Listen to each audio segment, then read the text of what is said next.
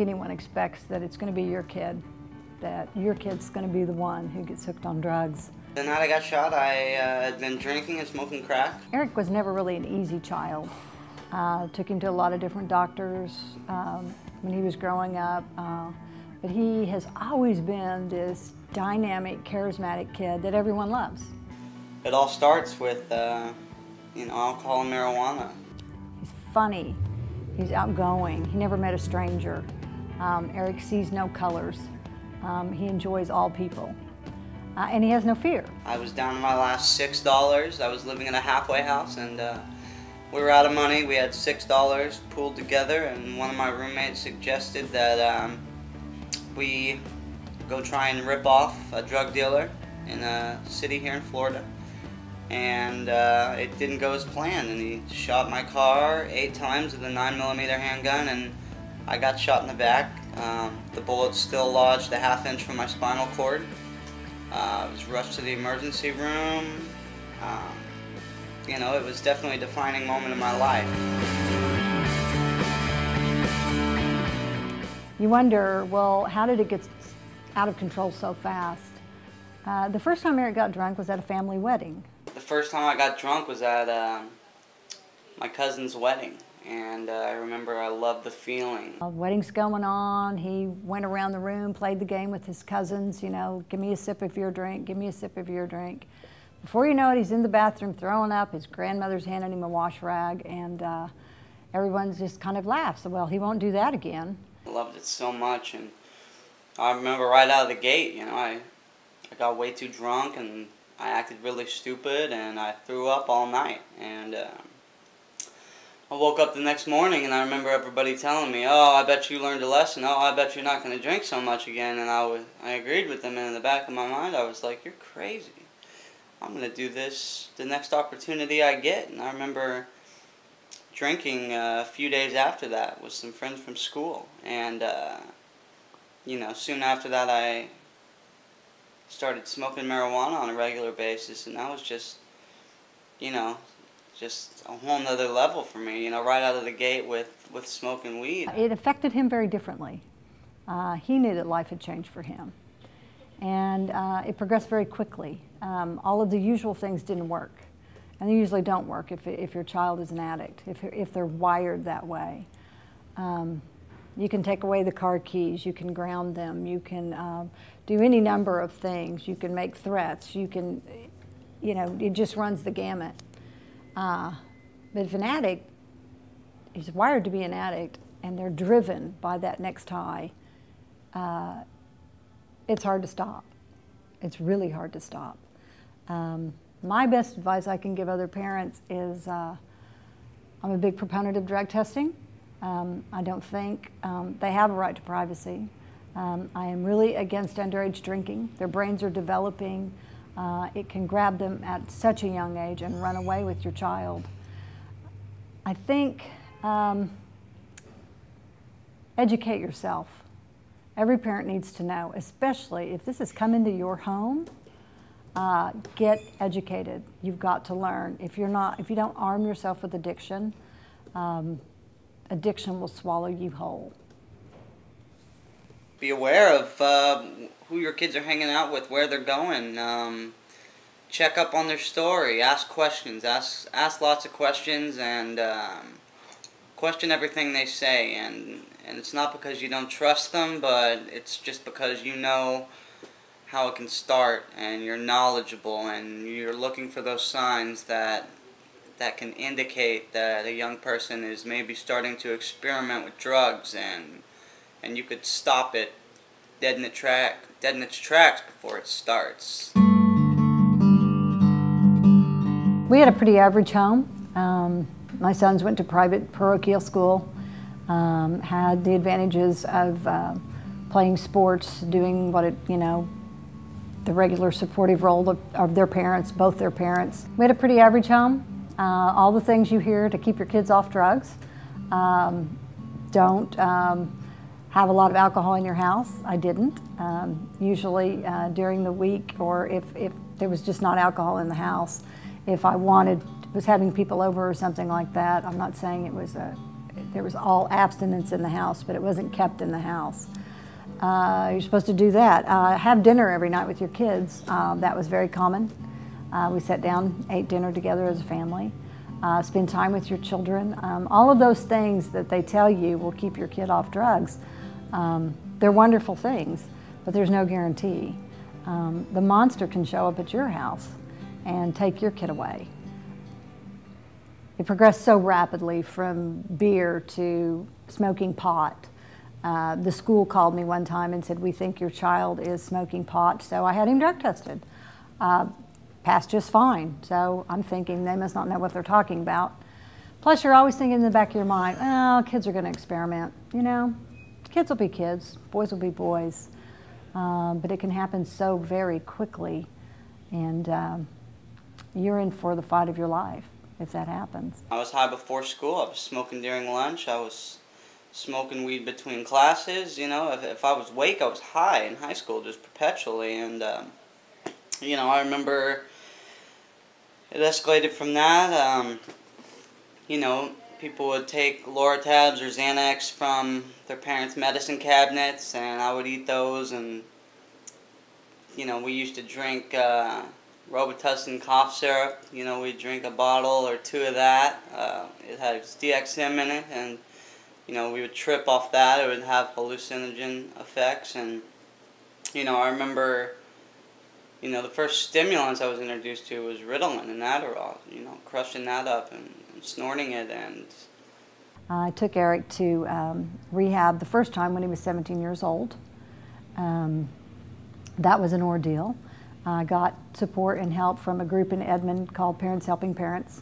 They are just a group of wonderful people, and the leader of that group gave me advice. I thought, he's 17 years old, what can I do? Isn't he of age where I can't, you know, make him do something? And this very kind man said to me, what do you think is going to happen? Do you think they're going to arrest you? Put him in the car and take him. So that's what I did, with the help of my family. I've always had a wonderful, supportive family, big family, and lots of help for Eric. He's well loved. people told me, well, you know, if you like Adderall and you like Ritalin, then you're gonna like cocaine. And I started doing cocaine, and you know, I remember one of my friends moved to a bad area of town, and we tried to get some cocaine one night, and he brought back the cocaine, and it wasn't powdered cocaine, it was crack. And you know, we smoked it, and you know, after that it was just game over. You know, I remember a few weeks later I was stealing from my family, from my friends, anything I could get my hands on to get that high. You know, I signed the title away to one of my vehicles. I would do whatever it takes to get high, and you know, that turned to, you know, more stimulant abuse, crystal meth, and that's when I started using drugs intravenously, and I became real paranoid off the stimulants. You know, as soon as me and my friends found out where to get heroin, we, you know, we all started doing it, and you know, once you shoot heroin, it's all I could think about. I just obsessed on it, and you know, and to this day, if I think about drugs and I think about using, it's that. I think he took something from every stay in recovery or every stay in treatment. It's not so much the fear of consequences from the law or consequences from your parents. It's that you have a good thing going and you don't want to ruin it. Family's important to him. He doesn't take drugs to hurt me. He does it because he's an addict. If you're on a substance so much, eventually it just becomes normal to you. I would sit down and eat dinner, and I would go to work an 8-hour shift. I would interact with customers. I would live a normal life, you know, just shooting heroin. I realized that he and I needed distance, and we needed some sort of separation. So I put him in the car, and he is literally detoxing from heroin in the car. And I know we have 3 days ahead of us. So I wanted to be anywhere but there. I wanted to feel anything other than the way I was feeling. And all I could think about was was getting high and I didn't care. Driving, driving, and driving. I didn't care how, but I just needed to feel something different. I wanted to crawl out of my skin. Unbelievable. He's sweating, he's gagging, he's sick. He stops at a convenience store and gets a beer. I'm thinking, what am I doing? I'm driving down the road. He's got an open container. Now I had him pour it in a Sonic cup, but all I can think is, I just have to get him there. I remember at one point we stopped in Memphis to stop and use the restroom or something, and we stopped in a bad part of town, and I just immediately thought about just grabbing some money and running off, you know, and trying to cop dope, or, you know, buying some liquor and just chugging some alcohol. I just have to get him to Florida. Every time I stop the car, I'm a little bit afraid maybe he'll run. But, you know, something told me that wasn't the right thing to do, and, you know, I stuck it out, but, you know, I definitely was thinking about using the entire time, and, you know, every time the car stopped, I analyzed what my options were. We have a horrible experience in Memphis. We get off on a tragic street, and there's literally, it looks like a movie scene. There's a barrel and fires coming out of the barrel, and people are standing around it and they're warming their hands and they're smoking something. I mean, and right out in the open, and I just panicked. I was just driving, and Eric launches into this strange voice, and he's trying to get me to stop the car, and he's telling me he can score, and I'm like, this is not happening. This is so surreal. He truly believed for a moment that I would do that. I can't really tell you what kept me in that car, but something inside me, be it God or something, you know, just I knew deep down that I was going to a good place. And he kind of came to his senses, and he was like, oh my gosh, Mom, did you hear me? You know, and that was one of the first times after about 8 hours of driving or 10 hours of driving where he was actually, you know, spoke to me in a civil tone.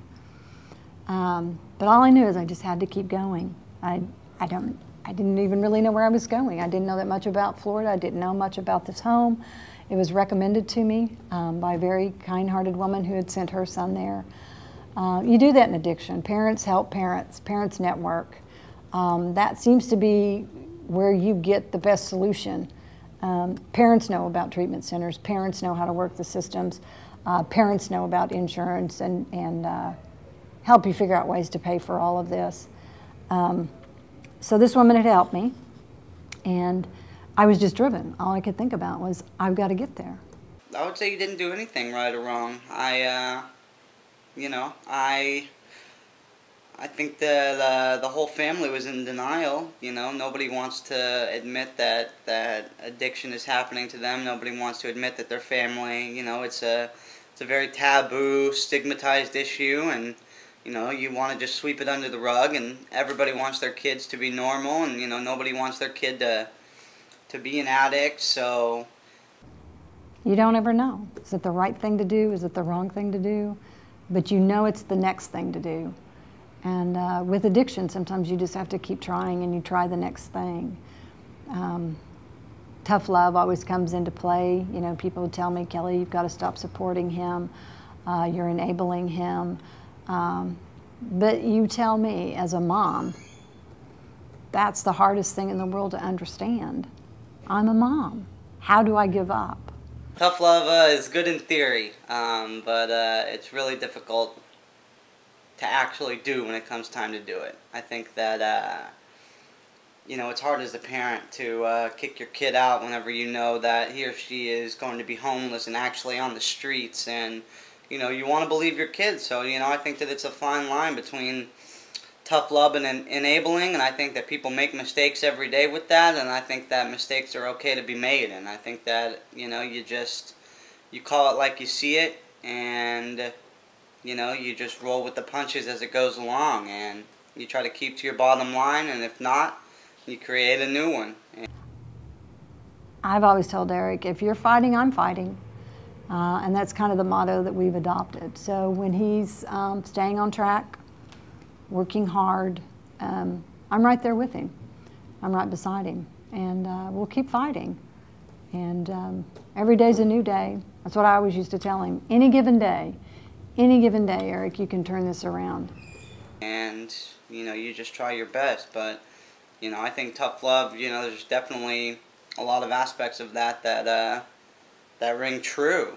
And I think that, you know, ideally, tough love is great. I just, you know, I think that it's a lot more difficult than somebody who hasn't, for somebody who hasn't gone through it to say, well, you need to just practice tough love. Well, you know, somebody needs to understand how hard that is. Relapse can sometimes be a part of recovery. It doesn't have to be, but sometimes it is. And that's when it kind of kicks you in the stomach, and you take a deep breath and you realize that I don't keep my son sober. I can't do that. But I can love him, and I can fight with him, and that's what it's all about. My son has a chemical dependency problem, and I'm proud of him. I'm proud of him for the struggle. I'm proud of him for the fight. And I'm proud of who he has become. But we don't talk about it in our society. You know, there was a time we didn't talk about breast cancer. We didn't talk about abortion. There were times when, you know, many years ago, they used to sterilize people who had epilepsy.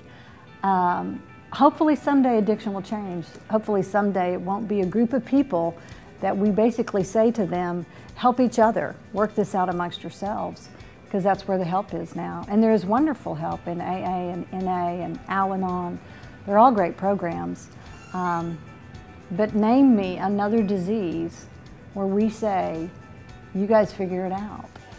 You lose that grip on reality, and you start to slip eventually. Nobody can maintain control forever, and you know, some addicts are at a higher level of functionality than other addicts, and you know, I know that, you know, I can hold it together for a little while, but you know, there becomes a point where, you know, there's no holding it together. We don't have the money for research. We don't, it's not a high priority. If you ask someone, you know, what addiction is, they're going to tell you that, they're going to describe it to you as the bum on the corner. They're not going to describe it to you as the trial lawyer or the doctor or the CEO of a company. That's not what they're going to think of, but that's who it impacts. I was at Sunset House, and I was there for a year, and it's a 6-month program, so I stayed there a little longer than required, but I wanted to do that, and I needed to do that at that point in my life, and you know, I owe a lot of credit to them. That place saved my life, and I would recommend that place for anybody needing help, you know, even if you live in Oklahoma. And for my son, it happened so quickly that it interrupted his life. He's 25 now. He's still living in Florida. He's doing well. My life would be completely different had I not moved down to Florida and, you know, and gotten my life together. I'm not saying that geographical changes will work for everyone, and you know, the big book talks about how that's not necessarily the answer, but you know, sometimes you need to start fresh, and I know that you know, I can't have one foot in and one foot out. I'm either full on using or I'm full on sober. I don't do anything halfway. But every day is a struggle for him. Every day he has to get up and make that decision to stay sober. Parents have to somehow, or maybe it's not just parents, maybe it's we as a society, have to bring addiction out to the forefront. I mean, the very essence of the name Alcoholics Anonymous has shame in it. Why does this have to be anonymous? Why is it not treated as a disease? Why can our society not talk about it? I wasn't comfortable with that. I just didn't really accept that. That's why I wanted to tell my story. I think it's important. I would like to see other people stand up for addiction. I would like other people to send me their video clips and tell me their story and stand up for addiction. I think it's time that we as a society try to make a difference.